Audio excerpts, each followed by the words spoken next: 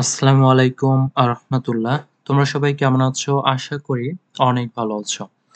তোমরা যারা honours second year আ তোমরা যারা অনার্স ২য় বর্ষ সেশন ২০২২-২৩ তোমাদের পরীক্ষা অনুষ্ঠিত হতে যাচ্ছে ২০২৫ এ স অক্টোবর মাসের ২২ তারিখ থেকে। আর তোমাদের হচ্ছে ইংলিশ ফাইনাল গ্যারান্টেড ব্যাচ ২০২৫ এর আজকে আমরা দেখব লেকচার 2। তো লেকচার 2 তে হচ্ছে আমাদের অ্যানসারিং কোয়েশ্চেন। আজকে আমরা আমাদের রুটিন থেকে আমাদের রুটিন যে আজকে হচ্ছে ২১ তারিখ আর অ্যানসারিং কোয়েশ্চেন আর এটার মার্কস হচ্ছে 6। আমরা গত লেকচার 1 এ দেখেছিলাম ইংলিশ কম্পালসরি সিলেবাস সম্পর্কে। আর আজকে আমরা লেকচার 2 তে দেখব হচ্ছে অ্যানসারিং কোয়েশ্চেন। তো এই ক্লাসটা হচ্ছে আমাদের আজকে আমরা অ্যানসারিং কোয়েশ্চেন এটাতে মার্কস হচ্ছে 6 আর আজকে ইনশাআল্লাহ আমরা এই অ্যানসারিং কোয়েশ্চেনটা মানে কিভাবে তুমি উত্তর করবে এটা আমরা আজকে এমনভাবে শিখবো যেখান থেকে অবশ্যই তুমি ৬ এর ভিতর ৫ ইনশাআল্লাহ পাবেই। তো চলো আমরা আজকের আলোচনাটি আমরা শুরু করি। আর তোমরা যারা আ অনার্স ৩য় বর্ষ রয়েছে সেশন ২০২২-২৩ শেষ সময়ের প্রস্তুতির জন্য চূড়ান্ত সাজেশনের পিডিএফ, বাংলা, রাষ্ট্রবিজ্ঞান, ইতিহাস, দর্শন, ইসলামের ইতিহাস ও সংস্কৃতি, সমাজবিজ্ঞান এবং সমাজকর্ম বিভাগ রয়েছে। তোমাদের সকল সাবজেক্টের সাজেশনের পিডিএফ যারা নিতে চাও তারা অবশ্যই আমাদের হোয়াটসঅ্যাপ নাম্বারে যোগাযোগ করে তোমাদের পিডিএফ গুলো নিতে পারবে। তো চলো এখন আমরা দেখব যে অ্যানসারিং কোয়েশ্চেন।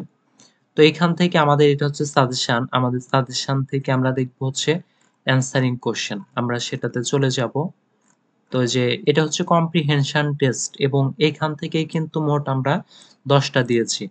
আর আজকে আমরা এমনভাবে শিখব যে কমন পড়ুক আর না পড়ুক যেখান থেকেই আসুক না কেন তুমি কিভাবে অ্যান্সার করবে সেই বিষয়গুলো আমরা আজকে তোমাদের শিখিয়ে দেব। তো প্রথমত আমরা দেখব হচ্ছে কম্প্রিহেনশন টেস্টের যে সাজেশন এবং এটা হচ্ছে প্র্যাকটিসের জন্য এবং মোস্ট ইম্পোর্টেন্ট রয়েছে এখানে ৫ টা রয়েছে যে 1, 2, 3 1, 2, 3, 4 এখানে ১০ টা রয়েছে। এর ভিতর থেকে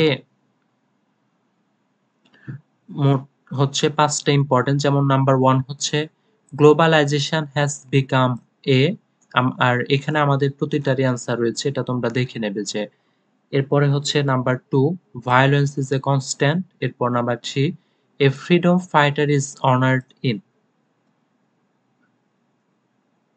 এরপরে রয়েছে আমাদের এভরি বডি ডিজায়ার্স 5 নাম্বার হচ্ছে today women are playing 6 number হচ্ছে climate change is on of the 7 হচ্ছে দ্য প্রসেস অফ লার্নিং 8 হচ্ছে ট্যাগোরস এডুকেশন ইজ এ 9 হচ্ছে ডেমোক্রেসি ইজ দ্য সিস্টেম আর 10 হচ্ছে মানি ক্যানট বাই হ্যাপিনেস আর এখান থেকে মোস্ট ইম্পর্টেন্ট হচ্ছে 1 2 এরপর হচ্ছে 7 8 এবং 9 তো এখান থেকে আজকে আমাদের হচ্ছে কম্প্রিহেনশন টেস্ট থেকে হচ্ছে অ্যানসারিং কোশ্চেনে যে এটা হচ্ছে আমাদের আজকের আলোচনার বিষয় এইটা যে অ্যানসারিং কোশ্চেন আর এটাই কিন্তু তোমাদের থাকবে হচ্ছে ৩টা থাকবে আর প্রতিটার মার্কস হচ্ছে ২ তাহলে এখানে মার্কস হচ্ছে মোট 6 তো আজকে আমরা এমনভাবে শিখবো যে যেকোনো প্রশ্ন আসুক না কেন তুমি কিভাবে অ্যান্সার করবে এবং আজকের ক্লাসের মধ্য দিয়ে ৬ এর ভিতর তুমি ৫ পাবে ইনশাআল্লাহ। তো আমরা শুরু করছি এখানে মোট হচ্ছে রয়েছে ৬টা রয়েছে আমরা ৬টা দেখব। এরপরে আমরা হচ্ছে প্র্যাকটিসে চলে যাব। যেমন এইখানে হচ্ছে আমার সাথে তোমরা অবশ্যই এগুলো প্র্যাকটিস করবে এবং তোমরা অবশ্যই নোট করে রাখবে যে এখানে প্রদত্ত প্যাসেজ থেকে কিছু প্রশ্ন থাকবে যা সাধারণত WH ধরনের অথবা yes no ধরনের হবে।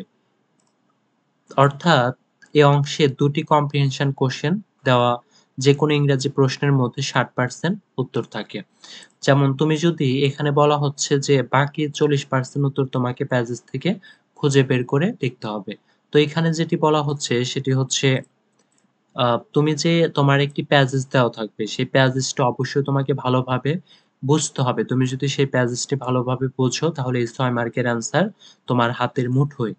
আর এইখান থেকে তুমি প্যাসেজ যেকোনো আনকমন প্যাসেজ আসলে তুমি কিভাবে অ্যান্সার করবে আমরা সেটি দেখব। এবার যখন তুমি কোনো প্রশ্নের উত্তর লিখবে তখন প্রশ্ন থেকে ১ম এ হচ্ছে কিভাবে লিখবে? ১ম এ লিখবে সাবজেক্ট, এরপরে লিখবে ভার্ব, তারপর হচ্ছে অবজেক্ট, এইভাবে লিখবে। যখন কোনো প্রশ্ন লিখবে এরপরে হচ্ছে এখানে অবজেক্ট বা এক্সটেনশন থাকতে পারে, এখানে তুমি এক্সটেনশন লিখতে পারো। তবে প্রতিটা উত্তর তোমাকে এইভাবে লিখতে হবে। এইভাবে ফরম্যাটটা হবে যে প্রথমে হবে সাবজেক্ট, এরপরে হচ্ছে ভার্ব, এরপরে হবে অবজেক্ট। এখন আমি যদি তোমাকে কোশ্চেন করি যে আমি যদি তোমাকে বলি যে হোয়ার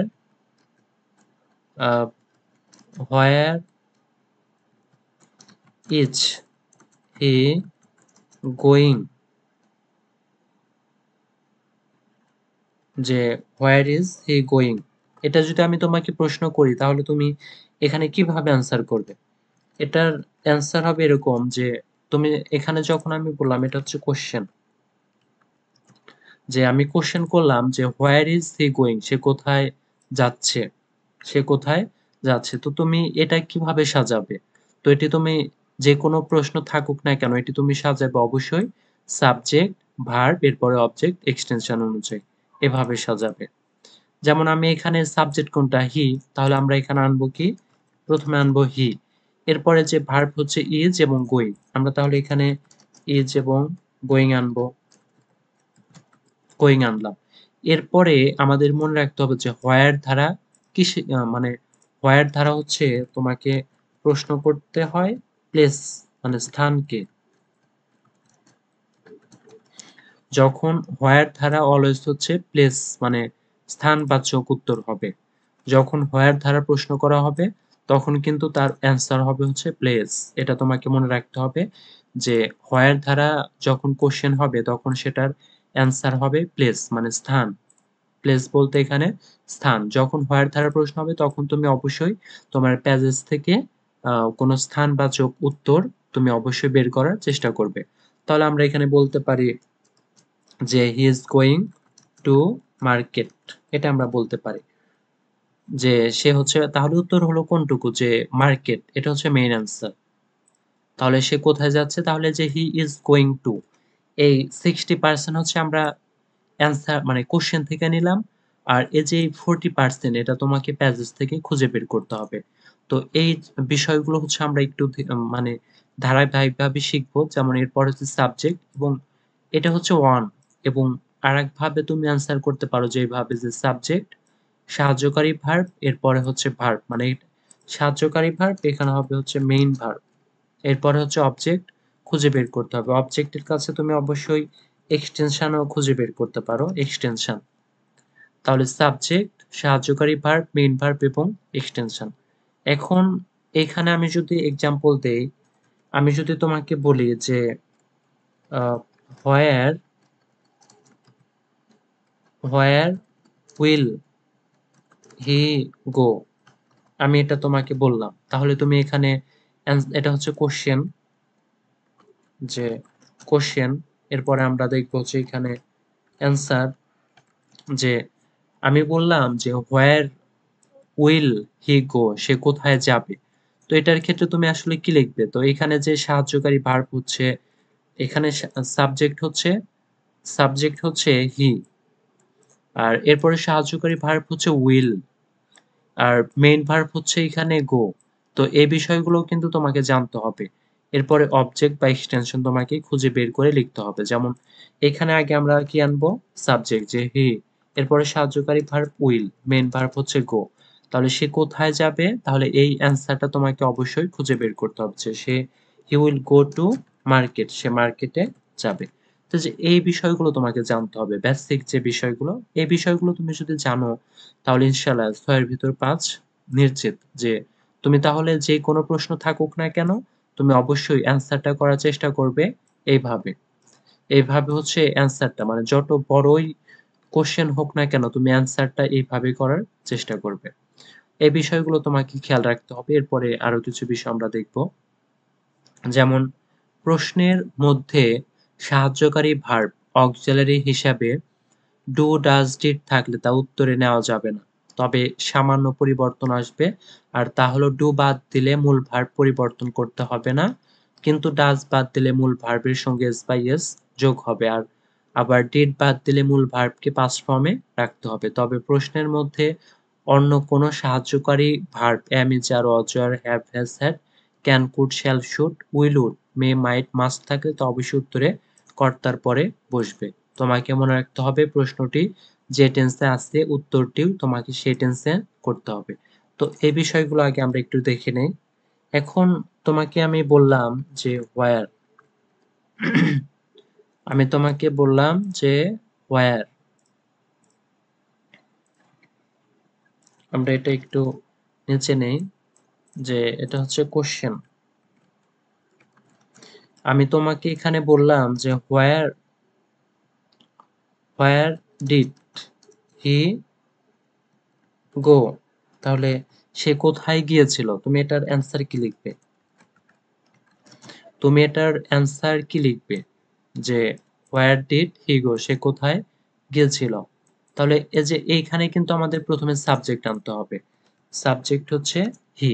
এরপরে যে এইখানে আমাদের বলা আছে যে যখন তুমি এখানে ডিড দেখবে, যদি ডিড থাকে তাহলে কিন্তু আমাদের এই ভার্বটা হচ্ছে পাস্ট টেন্স হয়ে যাবে। যেমন গো ভার্বের তিনটা ফর্ম। গো ভার্বের তিনটা ফর্ম, একটা হচ্ছে গো, এরপরে হচ্ছে ওয়েন্ট, এরপরে হচ্ছে গান। এই যে তিনটা ফর্ম আমাদের জানতে হবে যে গো হচ্ছে ভি অন, গো হচ্ছে ভি ওয়ান মানে ভার্বের বেস ফর্ম, আর ওয়েন্ট হচ্ছে ভি টু, এটা হচ্ছে ভি টু, আর গান হচ্ছে ভি থ্রি, এটা হচ্ছে ভি থ্রি। তাহলে তোমাকে এটা মনে রাখতে হবে যে হোয়ার ডিড হি গো, তাহলে যখন থাকবে হচ্ছে গো, যদি থাকে হচ্ছে গো, তাহলে কিন্তু যদি থাকে ডিড, এখানে যদি ডিড থাকে তাহলে এই ভার্বকে তোমাকে পাস্ট টেন্স করতে হবে। আর এখানে যদি ডাজ থাকে, আচ্ছা আমি এই একটা দিয়ে বোঝাই, যদি এখানে ডু ডাজ ডিড থাকে তুমি কিভাবে অ্যান্সার করবে? যেমন এই অ্যান্সারটা আমি আনবো, এটাই আমি আনবো যে জাস্ট তোমাদের একটু বোঝানোর জন্য। এইখানে আমি দিলাম হচ্ছে ডিডের কাছে দিলাম ডাজ, না এইখানে দেব আমি হচ্ছে ডাজ, এখানে দেব হচ্ছে ডু, আর এখানে দেব ডাজ, এখানে ডিড। ঠিক আছে, তাহলে কোন পরিবর্তনটা হলো এই বিষয়টা তোমাকে মনে রাখতে হবে যে পরিবর্তনটা আসলে কোথায়। আচ্ছা এখানে তুমি মনে রাখবে যে এখানে আবার তখন হবে যে ইউ। হ্যাঁ, আচ্ছা এবার ঠিক আছে, এবার আমরা অ্যান্সারটা দেখব যে আসলে ব্যাপারটা কোথায় চেঞ্জ হবে। একটু আমি সাজিয়ে নিচ্ছি, একটু সাজিয়ে নিচ্ছি। আচ্ছা ঠিক আছে, তো এইবার তোমাকে মনে রাখতে হবে যে কোনো প্রশ্নে যদি ডু থাকে, ডু থাকলে ভার্ব যেটা আছে সেটাই হবে। যেমন আমি এখানে ইউ এনেছি, তাহলে তুমি এখানে আই লিখতে পারো, যেহেতু এখানে ইউ থাকলে আই হয়, যে তুমি কোথায় যাবে, তখন তো তুমি বলবে আই গো টু মার্কেট। তাহলে আমাদের ডু থাকলে মেইন ভার্ব হচ্ছে গো, ডু থাকলে কিন্তু মেইন ভার্বটা কিন্তু সেটাই বসে গেল। কিন্তু যখন ডাজ হবে তখন কিন্তু একটু চেঞ্জ হবে, কারণ ডাজ হলে আমাদের সাবজেক্টটা আনতে হবে হি। এরপরে যে ডাজের কারণে আমাদের যখন ডাজ থাকবে তখন মেইন ভার্বের সাথে এস বা ইয়েস করতে হবে। তাহলে আমরা এখানে কি করব, গো থেকে গোজ, যে হি গোজ টু মার্কেট, এটা করতে হবে। আর তাহলে আমাদের ডু থাকলে হচ্ছে, এখানে আমি ব্র্যাকেটে লিখে দেই যে ডু থাকলে হবে মানে সেম, যে ভার্ব আছে মেইন ভার্বটা সেম হবে, যে মেইন ভার্ব আমি সেম মানে একই থাকবে, আর এটা হচ্ছে মেইন ভার্বটা একই থাকবে ডু থাকলে। আর যদি ডাজ থাকে, যদি ডাজ থাকে তাহলে তোমাকে মেইন ভার্বের সাথে তোমাকে হচ্ছে এস বা ইয়েস যোগ করতে হবে। এই বিষয়টা যে মেইন ভার্বের সাথে হচ্ছে এস বা ইয়েস যোগ করতে হবে। আর এরপরে যদি থাকে হচ্ছে ডিড, যদি থাকে হচ্ছে ডিড তাহলে তোমাকে করতে হবে মেইন ভার্বের ভি টু করতে হবে, মেইন ভার্বের ভি টু করতে হবে। যে এই বিষয়টা হচ্ছে তোমাকে একটু খেয়াল রাখতে হবে যে যখন থাকবে ডিড তাহলে সেটা হচ্ছে মেইন ভার্বের ভি টু করতে হবে অ্যান্সারে। যেমন এইখানে ডু থাকার কারণে আমরা মেইন ভার্ব গো, সেই গো রাখলাম। আর ডাজ থাকার কারণে এখানে মেইন ভার্বের সাথে এস বাই এস করলাম, যে গো থেকে আমরা কি করলাম, গোস। আর যখন ডিড থাকবে তখন কি হবে, মেইন ভার্বের ভি টু। তাহলে এখানে ডিড থাকার কারণে আমাদের মেইন ভার্ব হচ্ছে, সাবজেক্ট হচ্ছে হি, মেইন ভার্ব গো, তাহলে এখানে আসছে ডিড, তাহলে আমরা কি করব, ভি টু করবো। মেইন ভার্বের ভি টু মান হচ্ছে গো থেকে ওয়েন, ওয়েন টু মার্কেট। যে এই বিষয়টা তোমাকে খেয়াল রাখতে হবে, যখন এরকম থাকবে সেটা কিন্তু তোমাকে একটু চেঞ্জ করে লিখতে হবে। এই বিষয়গুলো এখানে বলা হচ্ছে। আর বলা হচ্ছে যে এই ভার্বগুলো যদি সাহায্যকারী ভার্ব হিসাবে থাকে তাহলে তোমাকে তেমনই পরিবর্তন করতে হবে না, যেমনটা যে এখানে আমরা যেটি দেখালাম, এই যে এই ব্যাপারটাই, এই ব্যাপারটাই হচ্ছে এখানে বলা হচ্ছে যে এই ব্যাপারটায় যে যখন যে উইল হচ্ছে একটি অক্সিলারি ভার্ব, তো যখন অক্সিলারি ভার্ব থাকবে ভার্বের কোনো পরিবর্তন হবে না। যে এই ভার্বগুলো যখন অক্সিলারি ভার্ব হিসাবে থাকবে তখন তার কোনো পরিবর্তন হবে না। এরপরে হচ্ছে আমরা দেখব, এবার দেখব হচ্ছে এ এর প্রশ্নের প্যাটার্ন। এ বলতে হচ্ছে তোমাদের যে 6 মার্কের ৩টা প্রশ্ন থাকবে, সেইখানে যে এ নাম্বারে থাকবে ৩টা প্রশ্ন, সেই এ নাম্বার। তো সেখান থেকে কিভাবে অ্যান্সার করবে, এখানে আমরা দেখাবো মোট হচ্ছে কয়টা, আমরা এখানে দেখাবো মোট ৬টা। আর এই ৬টা থেকে তোমাদের ৩টা প্রশ্ন থাকবে। তো এখানে বলা হচ্ছে যে এখানে ৩টি প্রশ্ন দেওয়া থাকবে, ৩টির উত্তর দিতে হবে। এর মান হচ্ছে ৬, ৩টি প্রশ্নের ধারণা। তো এই ধারণাগুলো অবশ্যই আমাদের ভালোভাবে মুখস্থ করতে হবে। আচ্ছা, নাম্বার 1 আছে হচ্ছে হোয়েন। এটা আমরা দেখব এখন, যে হোয়েন দিয়ে আরম্ভ হলে তোমাকে 60% উত্তর প্রশ্ন থেকে নেওয়ার পর, মানে এই হোয়েন ধারা যখন হবে তোমাকে 60% অ্যান্সার হচ্ছে তোমাকে নিতে হবে এই প্রশ্ন থেকে। এরপরে বাকি যে 40% উত্তর হিসাবে সময় প্যাজেজ থেকে বের করে 60% উত্তরের সাথে সংযুক্ত করতে হবে। তার মানে তোমাকে 60% উত্তর প্যাজেজ মানে কোশ্চেন থেকে নিতে হবে। এরপরে যে 40% অ্যান্সারটা, আর হোয়েন ধারা যখন প্রশ্ন হবে তখন তুমি ভাববে যে অবশ্যই সেখানে কি হবে, সময় থাকবে। হোয়েন ধারা যদি প্রশ্ন হয় তাহলে সেটার উত্তর হবে সময়। এটা তোমাকে মনে রাখতে হবে যে হোয়েন ধারা প্রশ্ন হলে অ্যান্সার হবে সময়। এটা হোয়েন ধারা যখন প্রশ্ন হবে তোমাকে অবশ্যই প্যাসেজ থেকে একটি সময়বাচক উত্তর খুঁজে বের করতে হবে।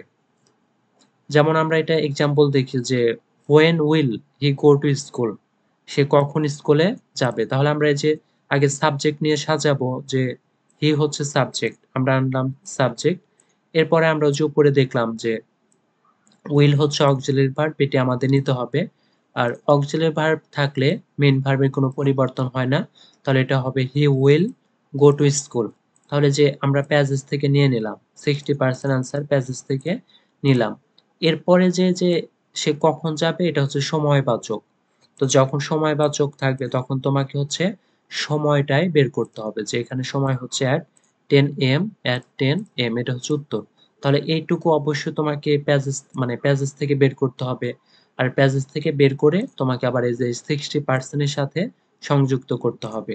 তাহলে আমাদের এই মেইন অ্যান্সারটা হয়ে গেল। আর যত বড় প্যাজেস থাকুক না কেন তুমি অবশ্যই একটু খুঁজে বের করে লেখার চেষ্টা করবে, অন্তত কিছু লেখার চেষ্টা করবে। আর এখানে আবার এটার গঠন দেখানো হয়েছে, যেটা আমরা এতক্ষণ এটা তোমাদের বুঝিয়ে দিলাম। এটা হচ্ছে হোয়েন। আর মেইন কথা হচ্ছে হোয়েন থাকলে তুমি অবশ্যই সময় বাচক অ্যান্সার খুঁজবে। এরপরে 2 নাম্বার হচ্ছে হোয়ার।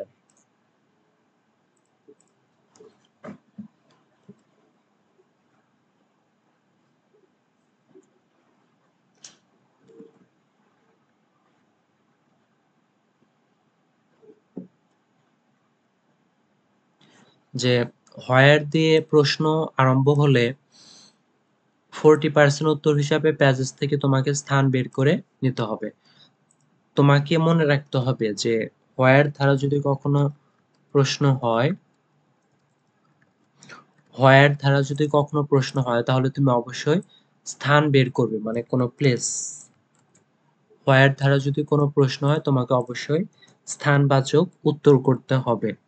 আর এইখানে আমরা যেমন এটা দেখলাম যে হোয়ার ডাজ হি গো, সে কোথায় যাবে, যে হি গোজ টু চিটাগং, সে চট্টগ্রাম যাবে।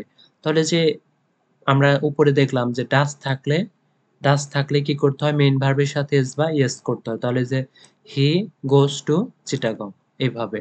আর এটা হচ্ছে মেইন বিষয় যে হোয়ার থাকলে তোমাকে অবশ্যই স্থানবাচক উত্তর করতে হবে। হোয়ার থাকলে তোমাকে অবশ্যই স্থানবাচক উত্তর করতে হবে। আর এই উত্তরটা কিন্তু এইভাবে হবে। এরপর 3 নাম্বার হচ্ছে হাউ। হাউ দিয়ে প্রশ্ন আরম্ভ হলে 40% উত্তর হিসাবে প্যাজেস থেকে তোমাকে মাধ্যম, বয়স, মানসিক অবস্থা ইত্যাদি উত্তর করতে হবে।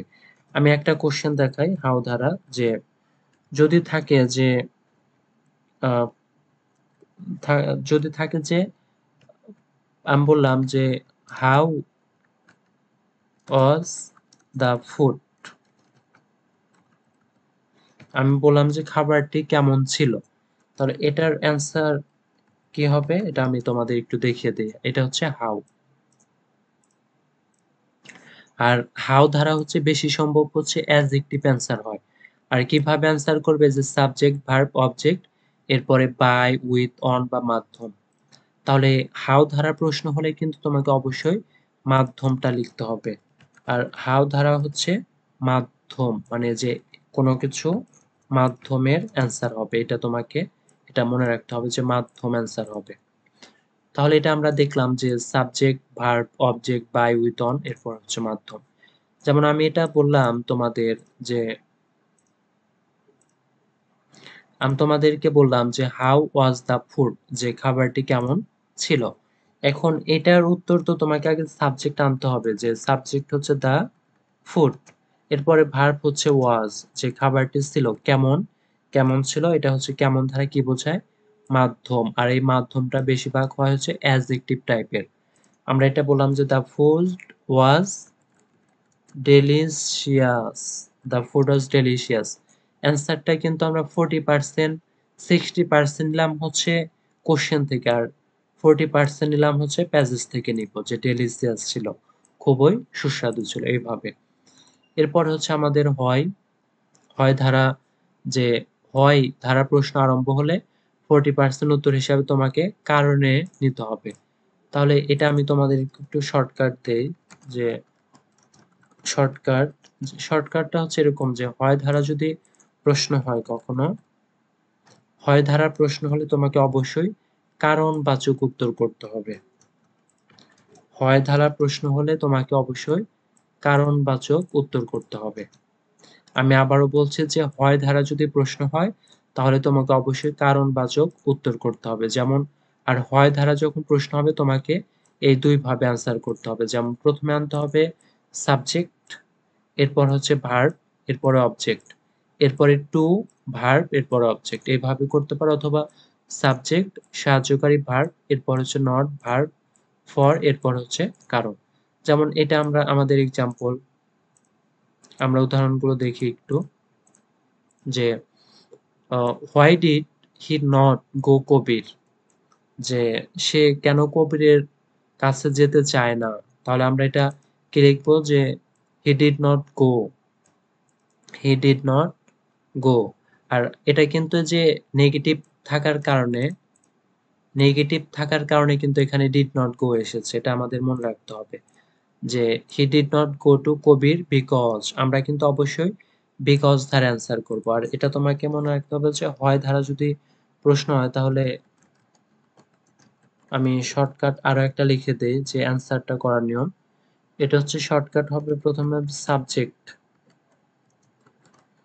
এরপরে হবে ভার্ব, এরপরে হচ্ছে এক্সটেনশন হবে, এরপরে হচ্ছে বিকজ, বিকজ অথবা হচ্ছে টু প্লাস ভার্বের বেস ফর্ম, এরপরে হচ্ছে তোমাকে এক্সটেনশন এনে অ্যান্সারটা কমপ্লিট করতে হবে।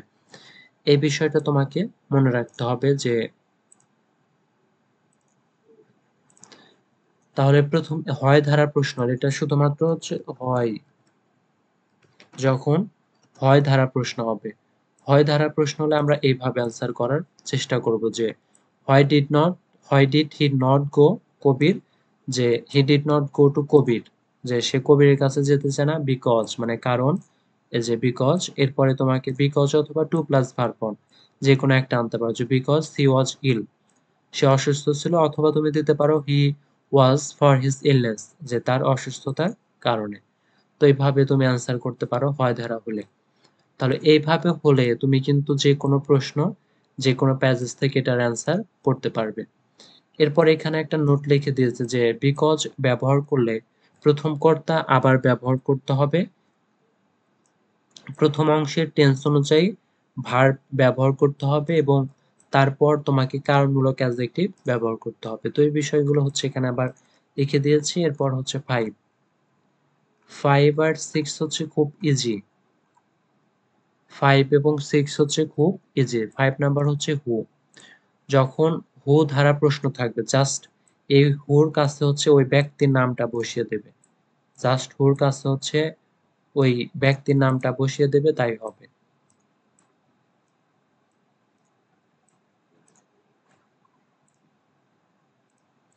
দেখো এটার হচ্ছে হু ধারা প্রশ্ন, যখনই একটা শর্টকাট হচ্ছে হু ধারা যখন প্রশ্ন করা হবে তখন তোমাকে হচ্ছে আমি এটা লিখে দিই যে হু ধারা প্রশ্ন করলে হল তোমাকে অবশ্যই পার্সন মানে হচ্ছে ব্যক্তি খুঁজে বের করতে হবে। যখনই হু ধারা প্রশ্ন করবে তখনই তোমাকে অবশ্যই ব্যক্তি পার্সন খুঁজে বের করতে হবে। যেমন হু হ্যাজ ডান দ্য সাম, আর এটা একদম ইজি, যেমন সবকিছু পরিবর্তিত থাকবে, প্রশ্নে যা আছে তাই থাকবে, জাস্ট হু এর জায়গায় শুধু ওই ব্যক্তির নামটা বসবে। জাস্ট হু এর জায়গায় শুধু ওই ব্যক্তির নামটা বসবে বা ওই প্রতিষ্ঠানের বা ওই বস্তু নামটা বসবে। যেমন বলা হচ্ছে হু হ্যাজ ডান দ্য সাম, কে অঙ্কটি করেছে, তাহলে আমরা জাস্ট এই হুর কাছে যে অঙ্কটি করেছে তার নামটা বসাবো, যে Ripon has done the sum. এরপর আর একটা হচ্ছে হু স্পন্সরস গ্লোবাল স্পোর্টস, যে business firms sponsor global sports, just আমরা এই হু এর জায়গায় ওই বিষয়ের নামটা ওই ব্যক্তির নামটা আমরা বসিয়ে দেবো, তাই অ্যান্সারটা কমপ্লিট। লাস্টে শুধু আমরা একটা ফুল স্টপ দেবো, জাস্ট এই হু এর জায়গায় আমরা ওই ব্যক্তির নামটা বসাবো, তাই অ্যান্সারটা কমপ্লিট। কিন্তু এই হু ধারা আসলে পরবর্তীতে কাকে প্রশ্ন করা হয়েছে সেটি শুধু তোমাকে তোমার প্যাজেস থেকে খুঁজে বের করতে হবে, এইটুকুই, কিন্তু অ্যান্সারটা এরকমই হবে। এরপরে হচ্ছে 6, যে হোয়াট দিয়ে প্রশ্ন আরম্ভ হলে 40% উত্তর হিসাবে তোমাকে প্যাজেস থেকে পেশা, বিষয়বস্তু, প্রকাশ শব্দ বা শব্দগুচ্ছ নিতে হবে। আর হট ধারা তেমন প্রশ্ন হয় না, যেমন এরকম হতে পারে যে আর হট ধারা প্রশ্ন হলে তুমি অ্যান্সার করবে এইভাবে যে subject verb a and the বা এই বিষয়টা আনবে। যেমন what has Shipon broken, Shipon কি ভেঙেছে, জাস্ট এই হট এর কাছে আমরা ওই জিনিসটা মানে শিপন হ্যাজ, আমরা আগে হট ধারা প্রশ্ন হলে সাবজেক্ট আনবো, যে সাবজেক্ট ভার্ব আনবো তারপরে আন। যেমন শিপন হচ্ছে সাবজেক্ট, শিপন আনলাম, এরপরে হ্যাজ আছে, হ্যাজ আনলাম, যেহেতু এটা present perfect tense, broken broken, এরপরে আর্টিকল এ, যে আর্টিকল এ অ্যান্ড তার ভিতর যে কোনো একটা, এরপরে ওই বিষয়টা যে হট ধারা আসলে কোন বিষয়কে বোঝাইছে, গ্লাস, যে Shipon has broken a glass, এইভাবে অ্যান্সার করতে হবে। তাহলে এই বিষয়গুলো তোমরা যদি বুঝে থাকো ইনশাআল্লাহ যে কোনো অ্যান্সার যে কোনো প্রশ্ন আসুক না কেন তোমরা এগুলো করতে পারবে। এবার আমরা একটু যাব তোমাদের প্র্যাকটিসে যাব। আর আজকের ক্লাসটা খুব, তোমরা অবশ্যই এই 10টা যে প্যাসেজ দিয়েছি কম্প্রিহেনশন টেস্ট, তোমাদের সাজেশনে মোট 10টা দিয়েছি কম্প্রিহেনশন টেস্ট, আর এই 10টার ভিতর থেকেই তোমরা তোমাদের পড়া থাকবে হচ্ছে এইগুলো কমপ্লিট করা, যে এই যে 3টা প্রশ্ন, আর বেশিরভাগ এই 3টা রয়েছে, আর খুব দু একটাতে এরকম অতিরিক্ত দেওয়া রয়েছে, অতিরিক্ত গুলো তোমরা না পড়ে জাস্ট এই এ নাম্বারে যে 3টা প্রশ্ন এই 3টাই পড়বে। যেমন আমরা যদি এই 3টা কমপ্লিট করতে চাই তাহলে আমরা একটু এই 3টা কমপ্লিট করে আজকে আমরা আমাদের ক্লাসটা শেষ করব ইনশাআল্লাহ। যে এই 3টা আজকে আমরা কমপ্লিট করব, জাস্ট এই 3টাই। যেমন এখানে বলা হচ্ছে যে এই 3টা হচ্ছে আমাদের কোশ্চেন, আর এটা হচ্ছে সলিউশন, এটা আর এটা এক্সট্রাটা আমরা পড়বো না, এক্সট্রা আমরা পড়বো না, জাস্ট এইটাই পড়বো এবং এটা একটু আমরা বোল্ড করে নেই, সরি একটু বড় করে নিলাম। যে আচ্ছা ঠিক আছে। এরপর এখানে প্রথমে হচ্ছে বলা হচ্ছে হোয়াট ইজ গ্লোবালাইজেশন। প্রথমে কিন্তু আমাদের এই প্যাসেজটা ভালোভাবে পড়তে হবে যে গ্লোবালাইজেশন কি। তো প্যাসেজে কিন্তু আছে যে এখানে রয়েছে প্রথমেই যে গ্লোবালাইজেশন হ্যাজ বিকাম এ, এখানে রয়েছে যে globalization has become a buzz word in the new era of international relation. এইটাই হচ্ছে আমাদের অ্যান্সার হবে। দেখো এরপরে হচ্ছে এই যে আমরা এইভাবে প্যাসেজ থেকে যে কোনো দু একটা answer, basically it is a process of expanding trade and commerce all over the world by creating a, যে মেইন অ্যান্সারটা হচ্ছে এইখানে। আমরা প্রথম ২ লাইন থেকে যে কোনো একটা লাইন হিসাবে আমরা এটা অ্যান্সার হিসেবে নিতে পারি। যেখানে হচ্ছে অ্যান্সার হবে যে globalisation is a process of expanding. তাহলে আগে কিন্তু আমাদের এটা নিতে হবে যে গ্লোবালাইজেশন, আমরা এটা নিলাম। এরপরে ভার্ব কোনটা? ইজ, এই যে ইজ, এটুকু কিন্তু আমরা নিলাম, যে এইগুলো আমরা নিলাম। এরপরে আমরা প্যাসেজ থেকে এইগুলো অ্যান্সার করব। যে globalisation is a process of expanding trade and commerce all over the world by creating a borders market. এটা হচ্ছে গ্লোবালাইজেশন। এরপর বলা হচ্ছে how have we conquered distance and time. এটার অ্যান্সার এইভাবে আমরা লিখতে পারি যে, আর এটা কিন্তু অবশ্যই তোমাকে প্যাসেজ থেকে লিখতে হবে যে we have conquered distance and time through the development of high tech communication media and rapid transportation facilities. আর এটার অ্যান্সার কিন্তু আমরা হাউ ধরা হলে বিষয়বস্তু খুঁজবো, বা আমরা কিন্তু যে এইখান থেকে অ্যান্সারটা নিয়েছি যে প্রথমে হচ্ছে উই নিয়েছি, এরপরে যে হ্যাভ রয়েছে হ্যাভ, এরপরে যে কনকোয়ার্ড নিয়েছি, ডিস্টেন্স অ্যান্ড টাইম। আমরা কিন্তু প্রশ্ন থেকে আগে এইটুকু নিয়ে নিলাম, এরপরে কিন্তু আমরা যে এইটুকু আবার অ্যান্সার করলাম, এইটুকু হচ্ছে আমরা প্যাসেজ থেকে নিয়ে নিলাম। এরপরে বলা হচ্ছে what are the good effects of globalisation. The good effects of globalisation are, এটুকু আমাদের প্যাসেজে রয়েছে। আমরা প্যাসেজ থেকেই উত্তর করার চেষ্টা করব, যে প্যাসেজ থেকে আগে উত্তরটা শুরু করব, আর পরেরটুকু হচ্ছে আমরা যে পরেরটুকু এটা আমরা একটু প্যাসেজ থেকে বের করার চেষ্টা করব অ্যান্সারটা। কিন্তু আমরা শুরু করব প্যাসেজ মানে কোশ্চেন থেকেই। কোশ্চেন থেকে আমরা শুরু করব কিন্তু শেষ করব আমরা প্যাসেজ থেকে। যে the good effects of globalisation আর that we can learn in an instant what is happening in the farthest corner of the world and travel to any country in the shortest possible time. তো এইখানে আমরা যেভাবে দেখিয়ে দিলাম এইভাবেই তোমরা পড়ার চেষ্টা করবে। আর তোমাদের যে ১০টা কম্প্রিহেনশন টেস্ট দিয়েছি, ১০টি দিয়েছি, তোমাদের কম্প্রিহেনশন টেস্ট দিয়েছি ১০টি।